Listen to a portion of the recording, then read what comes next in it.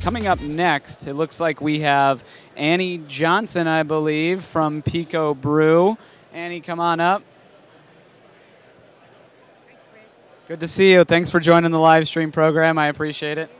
So I had the opportunity to head out to Seattle earlier this year and hang out at the PicoBrew offices. You guys have it is like this amazing little factory. I walked in and everybody was working on something. It's like a machine shop, and you guys are doing all sorts of crazy stuff there. Yeah, it's what I like to refer to as Willy Wonka's factory for beer, with the engineering lab and then also the lab where we're doing all the testing of the products. It's pretty cool. I had my first and only glitter beer at the PicoBrew headquarters. I did that special for you. But no, I guess catch our audience up for those who are unfamiliar on what PicoBrew even is, the different products that you offer, sure, and kind of where things are at now that we're coming towards a close here in 2018. Yeah, well, PicoBrew is a product manufacturing company of small-scale brewing equipment, and we're located in Seattle. And we do automated products, and PicoBrew was established and started by people that were Microsoft background and a food science background. So there's a very dedicated science to what we do, and everything that we make, it functions off the cloud. So so what we can get is that repeatability. So if you're a new home brewer and you don't want to struggle and you want to make good beer right out of the gate, it might be a product for you. And also if you're a brew lab or maybe a yeast manufacturer or a brewery that wants to have some quality control in your lab, that's another way that our products come in. So it kind of fits the spectrum of both the home user, the prosumer, and then also the professional. Two questions on the homebrew side. Sure. True or false? Yes. Having a PicoBrew system takes all the fun out of home brewing because it's so automated. False. Everybody who brews knows there's more than just the actual brewing process. So if you think about it, this is how I like to answer this question. So a brewery, can you imagine Sierra Nevada going back to just a direct fire every single time and no automation in the brew house? Right. So even home brewers that do it themselves, because I still maintain my own 20-gallon system in my garage. So you want some type of automation, whether it's to move your wort from one place to one place, or how you lauter, how you process the mash, how you do your boiling, how you cool. You need something. So this is just something that gets you the same wort every time. Yeah. So that's not a bad thing. But, fermentation, that's on the brewer. And we all know fermentation is just as important as going through the actual brewing cycle. So what this really does is, with your hops and going through the mashing process, that's the automated portion and the boiling cycle. Yeah. But that's it. You're still measuring out if you're using our larger product, which is the Zymatic, but now we have the new Z. You're still measuring out your hops. You're still creating your own recipe. Yep. You're still designing your own mash steps. So there's still just an added layer of tech in there. Absolutely. But then, being able to capture all that electronically, to make notes, to see the process and how you're heating, all those things that you get help you be a better brewer. And it's all about making better beer. Yeah. So that's what I like, is good beer. Now, how do you avoid becoming the sort of unused, dusty appliance on a kitchen countertop that, hey, this was really cool. I mean, I think of a product like the Juicero, right? Yeah. And it's like, how do you avoid becoming Juicero if you're PicoBrew? Well, it's dedication to home brewing. I mean, if you're a hobbyist, how much are you going to put into the hobby? You get out of it what you put into it. And then for us, it's constantly making our products better. So because we are function off the cloud, when we fix something or we get, we take feedback from users, we can make those corrections in the software and push them out, when they're sleeping.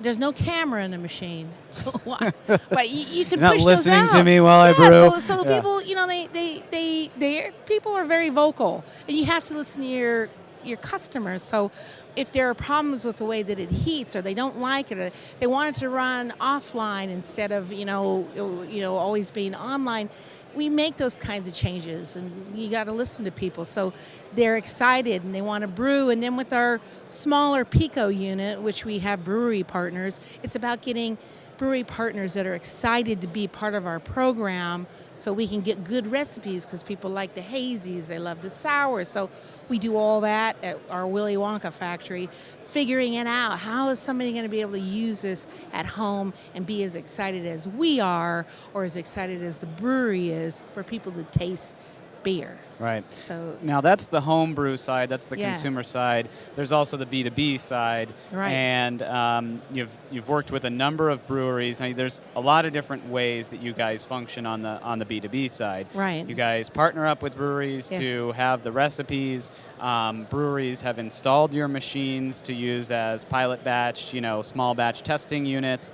And then I think one of the more intriguing things that you guys do is you're now marketing to retailers.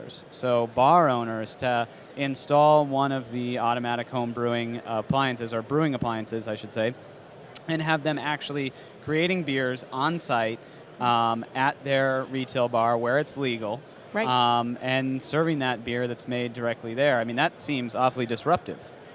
It is. I mean, if you think about disruptive technology, it sounds negative, but it should be a positive thing. If you think about cell phones, automatic cars instead of manual, all these things that disrupt.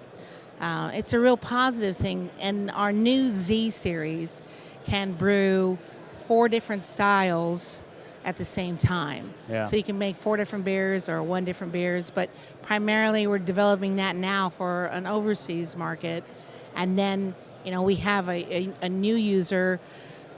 We just delivered the first one in Washington, so we want American small restaurants, niche restaurants that make their own beer to try it out, and to offer something in addition to all the breweries' beers that they may serve. So it kind of it spans. We're trying to fit all different kinds of customers into our business model. How do you walk the tightrope when now? And you can clarify, but you guys have partnerships with a bunch of different breweries. I think over 400 different recipes that you offer, that you license to people, correct? Yeah, we have about 245 brewery partners, and then well over 1,000 recipes. Over 1,000 recipes. And we now. also have a program with home brewers. So if you're a home brewer and you may want your own virtual brewery, so you can join our program, put your beer out for sale as well. And we have over 1,000 of them. Wow. And they're going online next week. Now, for the actual professional brewers and their recipes, Yeah. how do you walk that tightrope of offering the Z series to a retailer Yeah. and them gaining access to some of these recipes to be able to brew, even in markets where that beer isn't available? So that's all permission based. Okay. So it's working with breweries. We don't give out any information that a brewery doesn't want us to. Well, I guess my Yeah. question really is, if a brewery's not distributed in a specific market, Sure. and a retailer has the ability to access that recipe and pour it on tap at their bar and market it as, hey, this is the specific IPA from this brewery that you can't get here, that seems like it kind of opens a Pandora's box in a way of, the brand being presented to consumers maybe before the brewery is ready to present it to consumers. Or have you seen that they actually appreciate the opportunity to gain some market knowledge and learn more about their consumers and then decide, make decisions off of that? Yeah, so that's very well thought out. So like I said, it is a permissions things, but what we offer to breweries, if they choose to do that, is that they have a brewer's portal, so they can get information, because we function off the cloud and all of our information that we collect is voluntary. a brewery can figure out trends. And if you think about breweries, successful breweries, they are always paying attention to trends and data. Yep. So we can track what are the more popular hops. Do people in certain parts of the world only like pale ale malts or lagers, and what do they like? So a brewer can actually access this information and then use it when they're creating other beers. Usually a brewery will just give us, something that's been out in the market for a while. But for other people outside of the U.S., those are beers they've never had before. Yeah. And we really have a lot of small regional breweries where their distribution is just city limits. Right. Yeah. So it's a user share. It's shared technology. It's what everyone's doing. You think about it. We're here. Think about all the social media that's going on about the buzz, and sitting here with you. Yep. So a brewery really has to want to be a part of it. So they act like a brewer, a home brewer. You get out of it what you put into it. So speaking of data and the trends, what are some of the more popular beer styles right now through the PicoBrew system? It's an IPA world. But what kinds of, are you seeing a lot of people gravitating towards the hazy IPAs? They love the hazy and anything that has the tropical hops. Okay. The Southern Hemisphere hops are hot.